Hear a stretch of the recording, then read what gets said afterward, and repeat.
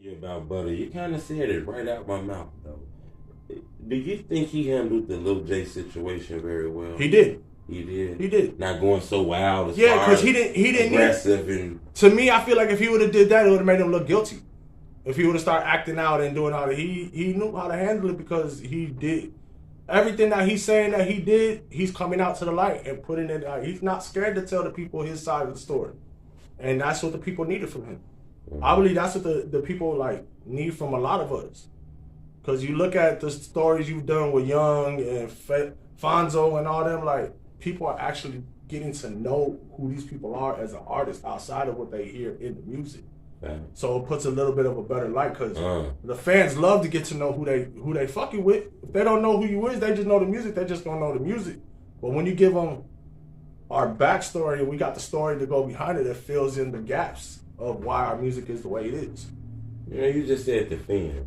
Yeah. Not to get back to these rumors, these backdoor rumors. I really want to leave that alone. But it was alerted to me that a lot of these rumors started because of people saying you work with Lil Reese. You told me that in the interview. Yeah, but a lot of people in the interview didn't pay attention. They got that confused. They didn't pay attention. In our interview, you did say something different than what they said. Yeah, because the studio that I was working with them in, like I said, I had a partner. Right. Shout out my homie Crescent 312. Like, this man is one of the rawest A-Rap promoters. Like, this man puts a lot of the big shows together. Like, he was fucking with them. Right. Like, Lil Reese and them, those were his people. I wasn't with them on a regular. There was, like I said, it was a one-time situation. I got called to the studio saying they needed an engineer. I didn't know who the fuck they was talking about, what the situation was. Not none of that. I walked upstairs. As soon as I seen who it was a fuck. Damn, as soon as I went to walk out, like I wasn't going. Bro called me to the room. Lil Reese was in the room, so of course my motherfucking guard up. I'm fizzballed up, ready to go. Motherfuckers like, look, folks, we know you fuck with them guys for that. You ain't never did nothing to us. Right. You ain't never disrespected us. You ain't never did nothing to hurt none of our people for that shit ain't got nothing to do with us. As long as we don't ever run into each other for we cool. And that was the one thing about our studio. Like, you could ask anybody who's been there. Butta, motherfucking my homie Puff. There's a lot of people that been there. You could even go on Instagram and look up Crescent 312 and he'll tell you, like, we never put nobody in a position, because like you do, we never told nobody who comes to the studio. When you come to our studio, you can't just walk in at all. We don't have a studio like that. The downstairs doors locked. You gotta call somebody before you come, and you gotta schedule your appointment. If you don't got no schedule, you don't got no booking, the doors do not open for you. At all. And then not only that, we are right around the corner from the Des Plaines Police Department. So literally, our parking garage is connected to the Des Plaines Police Department. Right.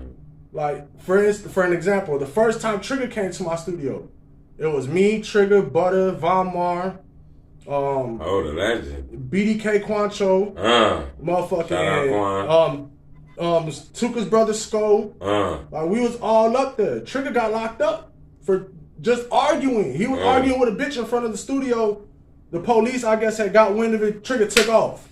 Took flight on their ass, ran on them, jumped on the roof, did all kind of crazy shit. The one thing that got popped is everybody knows there's no homeless people in Des Plaines. Trigger tried to hide next to a garbage can playing like he was a homeless person.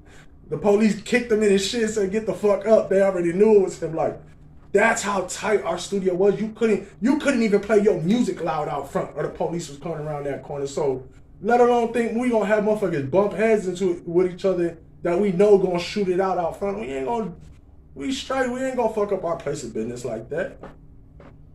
So like, and a lot of people don't know, like, that's when people seen who I was working with and they seen I was fucking with Trigger and Butta, and then they seen I was fucking with Cash, like, that put me in an op situation. Instant. I didn't, like, you feel me? Everybody knew, bro, I'm an engineer.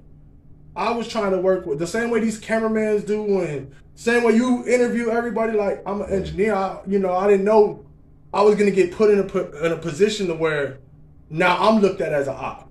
Right. But we done developed such a close relationship. I'm not gonna let nobody disrespect none of my homies, and you ain't ever gonna think you gonna run up on my homies while I'm here, because I'm leaving with who I came with. Right. I'm just that type of person. So like all these rumors and speculations, everybody who knows me knows the real me. No, that's facts. I told you. That's why I wanted to get all that out. because I seen those things and they had the nerve to use my interview for man. this bull. And then not only did they use your interview, they didn't even use the whole shit. Right. They chopped in pieces and parts that they wanted to use. Like, bro, get the fuck out of here with that. Yeah, so I wanted to make sure we got that cleaned up. I want your opinion on a few issues surrounding the coach. NBA Youngboy. I heard his first stop gonna be in Chicago. That's actually not true. His first stop gonna be in Philly, okay? Right. But Chicago is on like that tour date stop thing. Shit, let him come. Mm. You feel me? Let him do what he do. He gonna do it regardless. He up in that caliber. So he can't come to Chicago. Yeah. Chicago not gonna ban him. Like? Hell, why would they? What he do? What he won that Von and Dirk? Oh well, we do it too. Fuck him. I just wanted to know your opinion. Yeah, the only thing is, okay, so like that was another thing I posted a repost of what I seen. It was like an opinion of what would happen if NBA Youngboy came with Quando Rondo and brought out Wooski. Okay. The internet flipped that around and said, I guaranteed that they was coming and Woo like. I think I seen that on I wouldn't say that was a guarantee, but if that was the case and everybody knows Quando and them, like Quando, I don't give a fuck what nobody said. Quando got to still get what he got coming. Motherfuckers ain't gonna forget that goofy ass shit he was doing. He still got to. He got to do something to make up for that. But I think it's way past that. But Youngboy ain't say nothing to us. Youngboy ain't never said no fuck 63rd or diss none of the guys. Like he ain't never did no shit like that. So I can't see nobody getting mad at. And he gave Wooski a bigger platform than what Wooski had too. Because, man, shout out Wooski. Wooski just dropped a hit, and I'm hoping we see more. I got another question I want to ask you. Now, this is a tough one, though, now. And this is the question I'm going to ask you without being policey. But this is the one I'm going to ask you. Not the policey. When he says he's going to be policey, it's going to be a good one. It's the one, man. Are you looking for an outcome or you don't care about the outcome when it comes to the FBG Duck O-Block case? Because I'm hearing the trial gonna start sometime next year in the fall. To be honest, what Young and Dutchy said best, free the ops.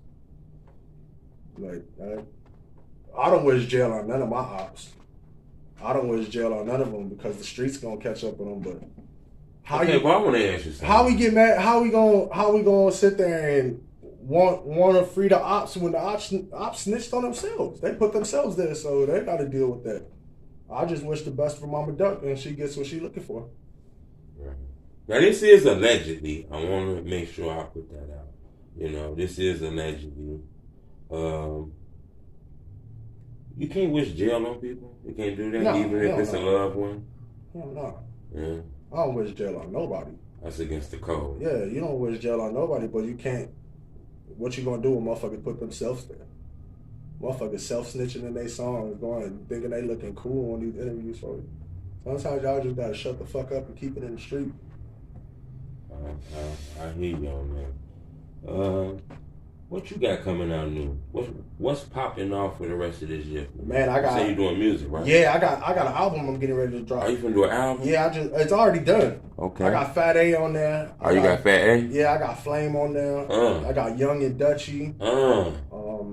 I got Ben One. Okay. I got the legendary Ben One? Yes, sir. Oh. I got B-Lo from Do or Die on there.